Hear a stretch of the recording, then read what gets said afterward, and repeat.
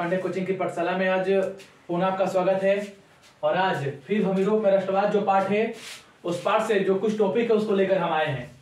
और मैं चाहूंगा कि जितने भी लोग हैं हमारे चैनल को सब्सक्राइब करें और जितना हो सके हमारे वीडियो को शेयर करें। हम पढ़ रहे हैं यूरोप में राष्ट्रवाद। पीछे पढ़ा था कि किस प्रकार से वियना सम्मेलन 1815 में हुआ था और रूस, प्रासा, ऑस्ट्रिया और फ्रांस जैसी शक्तियां उसमें, ब्रिटेन जैसी शक्तियां उसमें भाग ली थी। तो आज हम पढ़ेंगे कि कैसे जो मेटरनिक है 1815 से मेटरनिक की शुरुआत होती है और मेटरनिक कैसे फ्रांस से आगे निकलता है। कहता है कि मेटरनिक ने फ्रांस में पुरातन व्यवस्था लागू की। क्वेश्चन आएगा कि फ्रांस में पुरातन व्यवस्था लागू करने वाला व्यक्ति कौन था, तो उसका नाम था मेटरनिक। मेटरनिक ने फ्रांस में पुरातन व्यवस्था लागू किया था। कह रहा फिर कि फ्रांस में वियना व्यवस्था की तरह क्रांति से पूर्व की व्यवस्था को स्थापित करने के लिए बुर्बो राजवंश को पुनः स्थापित किया गया, जिसमें राजा बनता है लुई 18वां। यानी सबको पता है कि 1815 से पहले जो फ्रांस की जो व्यवस्था थी वो खत्म हो गई थी, क्योंकि वहां पर नेपोलियन जो था वो आक्रमण किया था और नेपोलियन के आक्रमण के कारण वहां की जो शांति व्यवस्था थी वह खत्म हो गई थी। और उसी शांति व्यवस्था को फिर से स्थापित करने के लिए जो मेटरनिक है वहां का जो राजकाज है वो क्या करता है, वह बुर्बो राजवंश को सौंप देता है, जिसका राजा बनता है कौन, जिसका राजा बनता है लुई 18वां। तो यानी फ्रांस में वियना व्यवस्था की तरह पूर्व की व्यवस्था लागू करने के लिए बुर्बो राजवंश को गद्दी सौंपा जाता है और वहां पर राजा बनता है लुई 18वां। लुई 18वां फ्रांस का राजा बनता है। फिर है कि 2 जून 1814 को, ठीक ना, 2 जून 1814 को जो फ्रांस का जो राजा है लुई 18वां, उसके द्वारा फिर से संवैधानिक घोषणा पत्र जारी किया जाता है। 2 जून 1814 को फ्रांस के राजा की तरफ से संवैधानिक घोषणा पत्र जारी किया जाता है जो 1848 तक चलता है। पूछेगा कि संवैधानिक घोषणा पत्र कब जारी किया गया था, 2 जून 1814 को, और कब तक चला, 1848 तक चला था।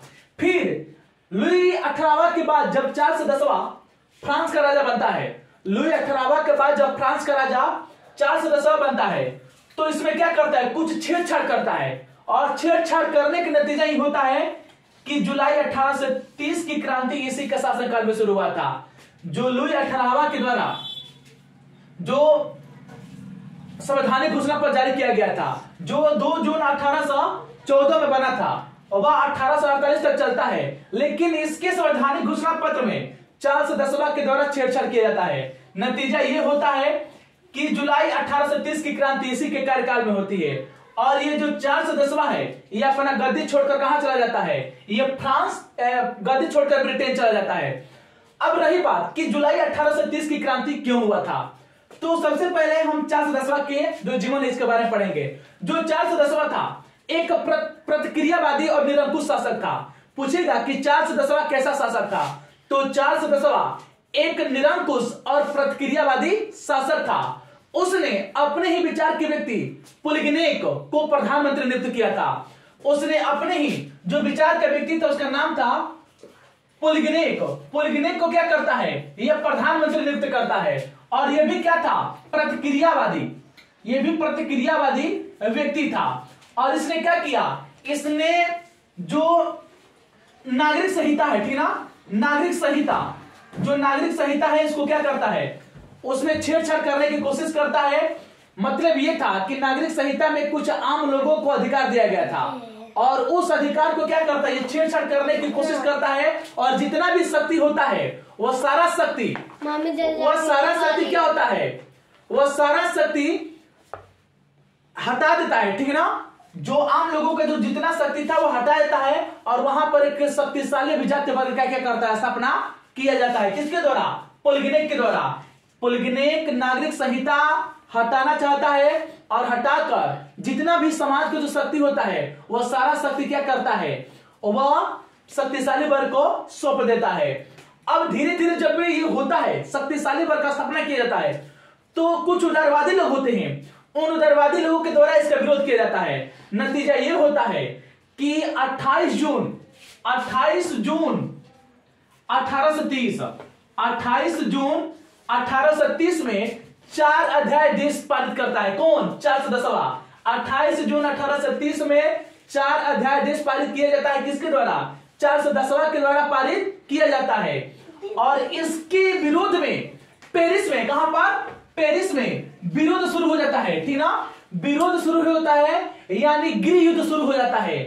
चार्ल्स 10वां के द्वारा 28 जून 1830 को 4 अध्याय देश पारित किया जाता है और इसका विरोध में पेरिस में क्या होता है? सड़कों पर लोग आ जाते हैं और नतीजा ये होता है कि वहीं से गृह युद्ध शुरू होता है और धीरे धीरे वह गृह युद्ध फ्रांस की क्रांति में तब्दील हो जाती है, जिसे हम जुलाई 1830 की क्रांति कहते हैं। और नतीजा ये होता है कि जब जुलाई 1830 की क्रांति होती है तो जो चार्ल्स 10वां था उसको पता चल गया था कि अब हम यहाँ पर शासन नहीं कर सकते हैं।